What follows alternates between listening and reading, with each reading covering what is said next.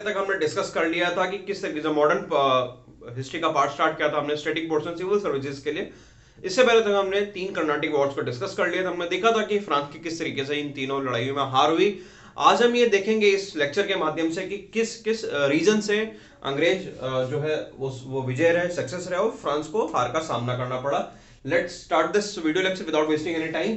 French company was a state owned company and government company, but Britishers remain the private players. जो अंग्रेज थे उनकी जो governance थी वो कहीं ना कहीं जो एक कमेटी बनाई गई थी बोर्ड ऑफ डायरेक्टर की, उनके पास में थे। लेकिन जो फ्रांस की कंपनी थी वो स्टेट ओन्ड या गवर्न कंपनी थी। तो जब भी फ्रांस की किसी भी यहाँ पे गवर्नर को कभी भी कोई भी अपनी तरफ से फॉर्मल इंफॉर्मेशन देनी होती थी उसमें समय लगता था। उसके बाद में इंफॉर्मेशन के पे काम करने पे टाइम लगता था। उसके बाद में अगर जो गवर्नमेंट कंपनी थी उससे कुछ परमिशन मिलने वाली, उनको उस परमिशन की ग्रांट में काफी टाइम लगता था। Because of such long process, ये भी एक बहुत बड़ा रीजन रहा फ्रांस को कहीं ना कहीं हार का सामना करना पड़ा, क्योंकि इनको अपने कॉमर्स को बढ़ाने के लिए, अपने मिलिट्री पावर को बढ़ाने के लिए गवर्नमेंट के हर बार डिसीजन के ऊपर निर्भर रहना पड़ता था। But in case of Britain, in case of Englishers, they were the private players, so they already were ready to take their own decision। अपने खुद के डिसीजन लेने के उनके पास में अथॉरिटी थी, तो अपने डिसीजन खुद लेते थे without any intervention from the government.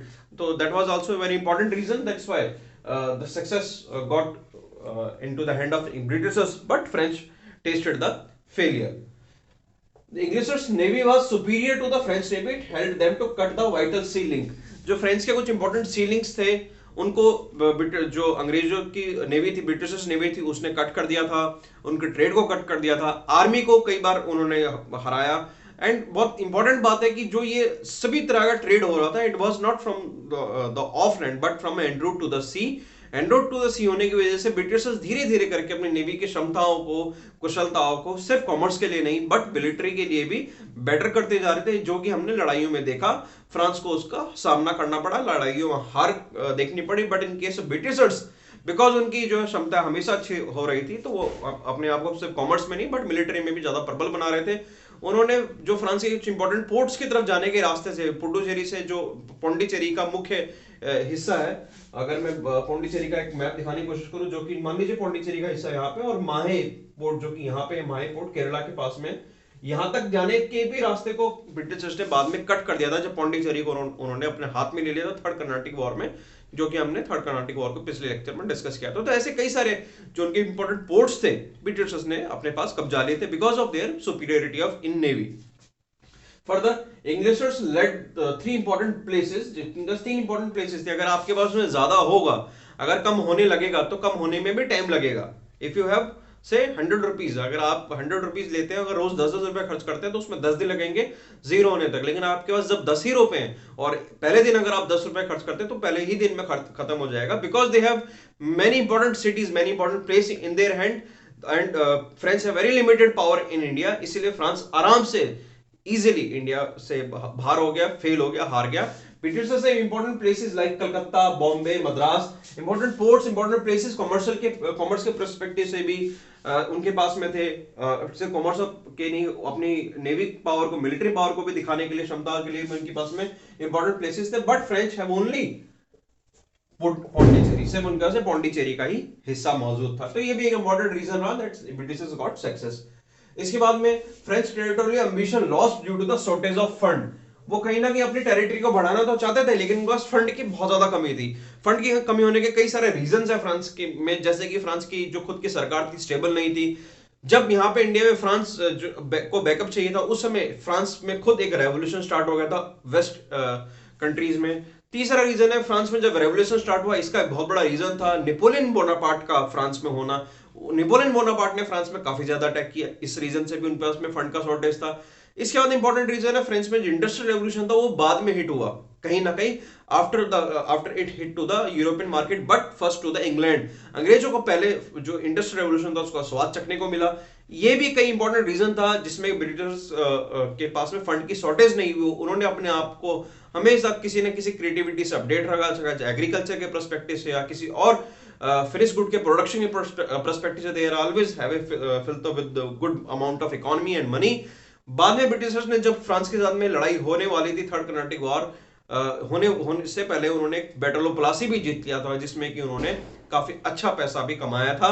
तो फ्रांस के पास में कहीं ना कहीं फंड का बैकअप की शॉर्टेज थी, but Britishers had better economy, उनकी अच्छी इकोनॉमी, उनकी आर्थिक जो स्थिति फ्रांस से काफी ज्यादा बेटर थी।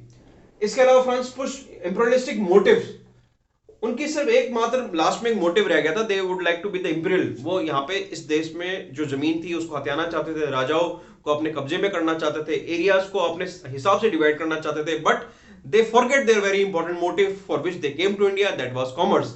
उन्होंने अपने इंपीरियलिस्टिक मोटिव के चक्कर में कहीं ना कहीं कमर्शियल मोटिव को छोड़ दिया, जिस वजह से उनकी इकोनॉमी डिक्लाइन होने लगी।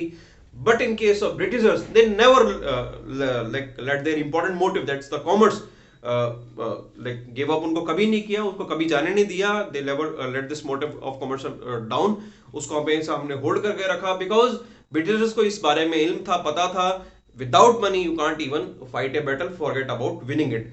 तो लड़ाई लड़ी भी नहीं जा सकती, जीतना तो बहुत दूर की बात है, क्योंकि लड़ाई में कई बार ऐसे दाव पेच होते हैं। With the diplomacy you have to, जैसे उन्होंने मीर कासिम को खरीद लिया बैटल ऑफ प्लासी में, तो किसी और आर्मी के इंपॉर्टेंट पर्सन को भी आप बीच में से तोड़ लो, तो एक बहुत बड़ी फौज जो है 10,000 की फौज सीधी सीधी 5,000 की 7,000 की फौज रह जाती है, अगर आप इंपॉर्टेंट पर्सन को खरीद सकते हो। खरीदने के लिए you should have economy, you should have money. In order to have the money, you should promote your commerce on a very regular basis.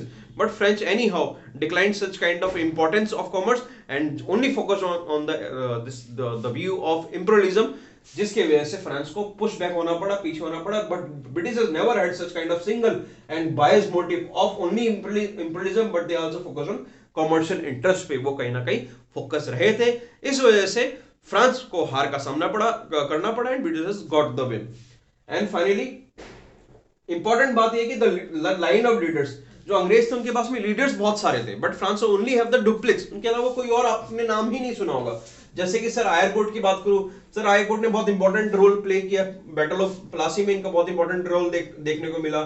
इसके अलावा जो हमारी वेंडिवास का युद्ध हुआ, उसमें सर आयरकोर्ट का वेंडिवास का थर्ड जो कर्नाटिक वॉर, जो पेट्रोल वेंडिवास, उसमें उन्होंने बहुत इंपॉर्टेंट रोल प्ले किया। इससे पहले मेजर स्टिंग लॉरेंस ने जब सेंट फोर्ट के ऊपर में, ये सॉरी फोर्ट सेंट जॉर्ज के ऊपर में अटैक हुआ था, और उससे पहले भी कोई अटैक हुआ तो उनको वहीं ब्लॉक कर दिया था इन्होंने अटैक को, they already block that attack. तो लॉरेंस की भी अपने आप में बहुत इंपॉर्टेंस थी, ये भी बहुत अच्छे लीडर थे मिलिट्री के संबंध में अगर बात करें। रॉबर्ट क्लाइव तो एक बहुत इंपॉर्टेंट डिप्लोमेटिक इन्होंने फैसला लिया, ही वेंट टू अर्कोट में इन्होंने जाके अटैक किया, जिससे कि फ्रांस की पूरी जो पॉलिसीज थी वो खत्म हो गई। तो ये कुछ इंपॉर्टेंट लीडर्स थे and they have important line of leader for the Britishers, but in case of France they are lacking into the leadership. Leadership में नाम के लिए सिर्फ एक डुप्लेक्स ही है, इसके अलावा कोई और लीडर को ऐसा कुछ, मतलब rest all other remain very underrated है। किसी के पास में कोई इंपॉर्टेंट पॉलिसीज नहीं थी, किसी का से इंपॉर्टेंट ट्रेनिंग नहीं थी उस बात को लेकर, ट्रेनिंग आर्मी को कोई इंपॉर्टेंट उन्होंने ट्रेनिंग नहीं दी, उनको टैक्टिक्स नहीं सिखाई। आर्मी स्टैटिक थी, स्टैटिक ही रही, कुछ खास डायनेमिक उसमें नहीं लेके आए। और डुप्लेक्स को भी इनिशियली तो बैकअप दिया French government, but later on क्योंकि डुप्लेक्स एक मात्र अकेले रह गए थे, उनकी भी सत्ता, उनकी भी गवर्नेंस कहीं ना कहीं इंडिया में डिक्लाइन होने लगी। डुप्लेक्स के अलावा एक और नाम डी बुसी का आता है, लेकिन उन्होंने भी कुछ खास रोल नहीं प्ले किया। So we can say because line of leader in British in the Britain were more than the French, that's why they won this battle. तो उन्होंने तीनों लड़ाई जो first and second and third Carnatic war में, कहीं ना कहीं third Carnatic war में they give the final blow to the French, और बाद में ब्रिटेन सत्ता पे रहे and rest is only the history. और बाद में 200 साल तक ब्रिटिशर्स ने इस पे राज भी किया। मैं इस स्क्रीन के साथ में आपको कुछ सेकंड के लिए छोड़ के जा रहा हूं। You can have the screenshot. If you have any doubt do ask me in the comment box. Thank you so much.